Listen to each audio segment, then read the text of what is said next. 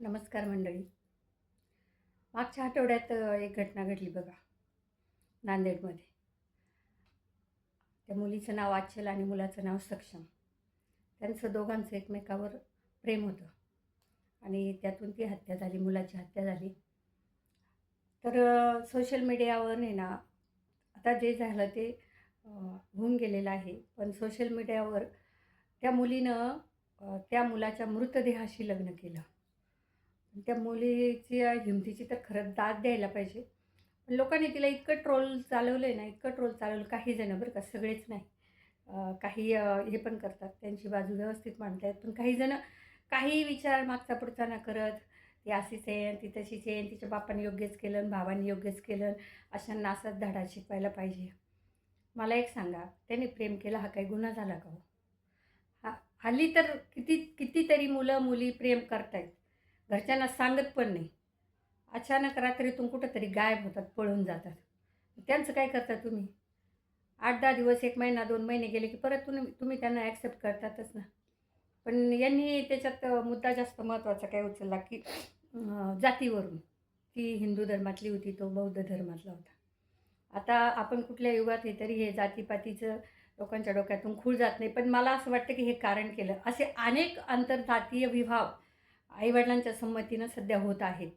बऱ्याच जवळ मी तर म्हणेल 60-70 घरामध्ये होतात. शहरी भागात तर खूप होतात. याचा फारसं कुणी आता हे घेत नाही. मुला-मुलींचं त्यांची आवड बघतात आणि त्यांना त्याच्यात आनंद वाटतो म्हणून घरचे पण त्याच्यात हे होतात.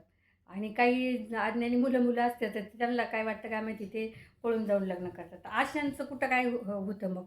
नंतर जर तुम्ही त्यांना ॲक्सेप्ट करतातच. मग ह्या मुलाला आणि मला एक विशेष वाटतं, की त्या मुलीवर आणि काही लोकं काय म्हणतात आता, की तिच्या वडिलांनी बरोबर केलं आणि वडिलांना आणि भावांना ती फाशीची शिक्षा मागते, अशी कुठे पोर जन्माला येते का वगैरे. अहो, पण तिच्या पण भावना समजून घ्या ना तुम्ही.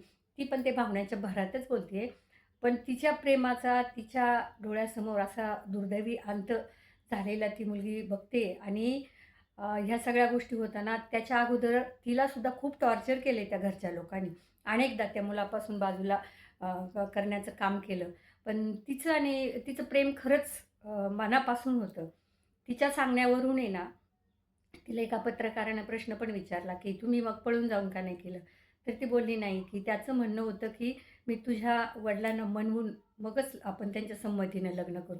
म्हणजे ह्या मुलांची भावना एकंदरीत त्यांच्याप्रती चांगली होती. बरं आता असे सांगितले जाते, की त्या मुलाची गुन्हेगारी प्रवृत्ती होती, तो जेलमध्ये होता वगैरे. त्या मुलीनं त्याचे पण कारण सांगितले, की मला बळजबरी यांनी त्याच्यावर केस टाकायला लावली वगैरे. म्हणजे सूड भावनेतूनच कुठं. आणि तसं बघायला गेलं तर मुलींच्या वडिलांची, भावांची पण पार्श्वभूमी ती स्वतः मुलगी सांगतेच आहे ना. त्यांची तरी कुठं लई चांगली आहे. त्यांची पण पार्श्वभूमी एक गुन्हेगारी प्रवृत्तीचीच म्हणायला हरकत नाही ना. ते पण सगळे अनलिगलच धंदे करत होते ना. मग हे लोकं दुसऱ्याकडून कसं काय सगळ्या चांगल्या गोष्टीची अपेक्षा करतात. ती अपेक्षा करणं काही वाईट आहे असं नाही मी म्हणत. पण मी काय म्हणते, यांची पण पार्श्वभूमी काही एवढी नितळ नव्हतीच. आणि सगळ्यात महत्त्वाचं म्हणजे ह्या लेकरांचं एकमेकावर इतकं प्रेम होतं आणि आज आपल्याला जरी ही गोष्ट सहज सोपी वाटत असेल ना, की काय ही मुलगी अशी आणि तशी, तिला ट्रोल केलं जातं.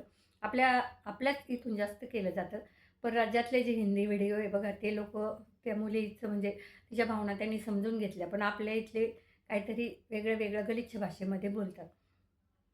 तर एक विशेष गोष्ट आहे, की 18 वर्षाचीच ती मुलगी, कोवळं प्रेम होतं हो त्यांचं. आणि जेव्हा समोर त्या आपल्या प्रियकराचा मृतदेह दिसतो, तर ती ठामपणे कुणाच्याही दबावाखाली न येता स्वतः तिने सांगितलं.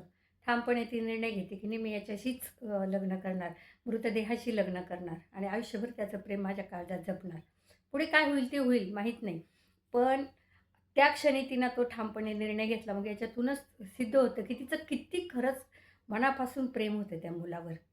आणि कदाचित उद्या त्यांचं लग्न झाल्यावर जरी तो मुलगा लोकं म्हणतायत किंवा त्याच्यावर जो काही लावलं जातं गुन्हेगारी प्रवृत्तीचा, तो बदललाय पण असता, तिनं बदलवलाय पण असता ना. पण त्यांना आपण ती संधीच दिली नाही. घरच्यांनी तिच्या संधीच दिली नाही. आणि विशेष म्हणजे ती मुलगी आजही त्या मुलाच्या जागी स्वतःला मुलगा म्हणून मी याच्या घरच्यांची काळजी घेईन असं म्हणते. आणि मला त्या सक्षमच्या आईचं पण विशेष कौतुक वाटलं, की ती आई पण म्हणाली, की मला ह्या मुलीला तिनं असा त्या मुलीबद्दल द्वेष किंवा राग दाखवला नाही, की हिच्यामुळं माझा मुलगा गेला. एकमेव त्या बाईनं त्या मुलीला समजून घेतलं. ती बोलली, की "मी हिला माझ्याजवळ ठेवील, माझा सक्षम म्हणून सांभाळील. मी माझी मुलगी म्हणूनच हिला सांभाळेल. माझा मुलगा मी हिच्यात बघेल." बघा त्या आईचं सुद्धा मला कौतुक वाटलं आणि याच्यामध्ये कुठंच आचलची आई मला तिच्याबद्दल काहीच ऐकायला आलं नाही. तिच्या पण मुलीवर आज काय भीती आहे. त्या मुलीची अवस्था बघवत नाही हो. इतकी म्हणजे ती मुलगी भयानक अवस्थेतून जाते. पण तिचं असं मायेचं तिच्याजवळ कोणी नाहीच आहे. एकमेव त्या सक्षमच्या आई तिला व्यवस्थित हे करते. तिच्या बिचारीच्या एवढं दुःख असताना स्वतःचा पोटचा गोळा गेला आहे तिचा, पण तरी पण ती त्या मुलीला आधार देते. ही विशेष गोष्ट आहे. हे मला अनेक व्हिडिओमधून जाणवलं. पण तसं त्या आचलच्या आईचं कुठं काय?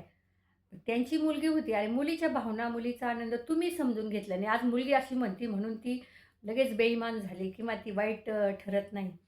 त्या मुलीला पण भावना आहे. ती पण एक स्वतंत्र व्यक्ती म्हणून तरी तिचा विचार करा ना. आणि तिला हे ट्रोल करणारे ना, मला तर खरंच यांना सांगायचं. आता हा व्हिडिओ बघितल्यावर सुद्धा बघा काही जण म्हणतील, तुमच्या घरात झालं असतं, हे झालं असतं." अरे, आमच्या घरात पण झालं असतं आणि मग आता सगळ्याच गोष्टी पर्सनली सांगता येत नाही. पण तुम्ही एक माणूस गोष्टी म्हणून तरी काही गोष्टी समजून घेतल्या पाहिजे. मी एक दिवस एका त्या याच्यावर कमेंट टाकली, की त्या मुलीची अवस्था बघवत नाही. खरं तिला दवाखान्याची, डॉक्टरांची खूप गरज आहे. तिच्यावर ट्रीटमेंट होणं गरजेचं आहे. कारण ती कुठल्या मानसिक आणि अवस्थेतून जाते याची कल्पना ती बिचारीच सहन करू जाणं. त्या लेकराचा एवढा-एवढा जीव काय तिचा ताण आहे तिच्या डोक्यावर. तर तो एक जण म्हणतो, "हां, तिनं दोन्ही घरं उद्ध्वस्त केले का?" अरे काय तिनं काय उद्ध्वस्त केलं? तिचं आयुष्यच उद्ध्वस्त केलं ह्या लोकांनी अविचारानं. थोडा तरी विचार करायचा होता. मुलीला समजून सांगायला पाहिजे होतं, की "बाई थांब थोडे दिवस, आपण बघू, विचार करू." आणि करू न दिलं असतं काय? समाजाला काय नाही हो, समाजाचे कोणते? समाजाला लोकं फक्त हे मध्ये घालतात हे असे कृत्य करणारे लोकं. समाज फक्त 4 दिवस चर्चा करतो, नंतर समाज विसरून पण जातो. आणि तुम्ही स्वीकारलं ना, की समाज पण स्वीकारतो. आपणच जर आपल्या लेकरांचं हे असं स्वीकारलं ना प्रेम त्यांचं, तर समाज पण त्यांना तेवढ्याच इज्जतीनं आनंदानं स्वीकारतो.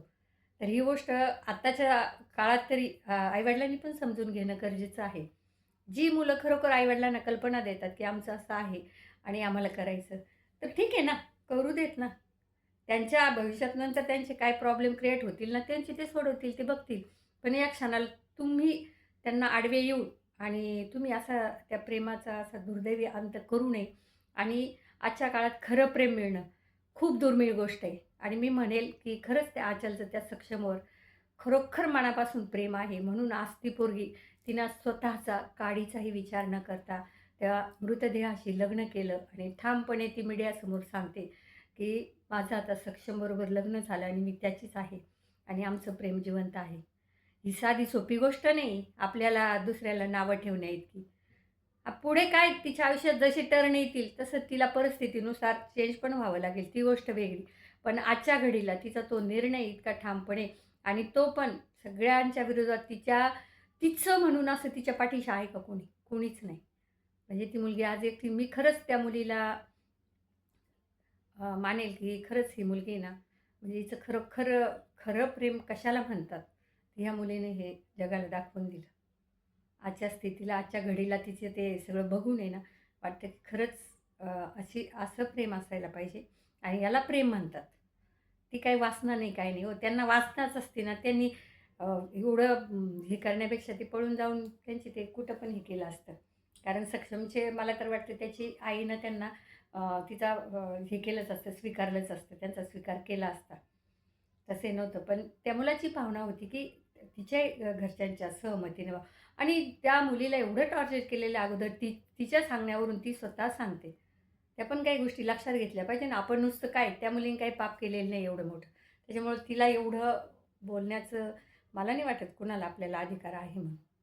मला असं वाटतं, की तिनं जे केलं ना, ते करायला हिंमत लागते, धैर्य लागतं आणि आज ते 18 वर्षाच्या कोवळ्या जीवाने एवढं धैर्य दाखवले. ही साधी सोपी गोष्ट नाही मंडळी.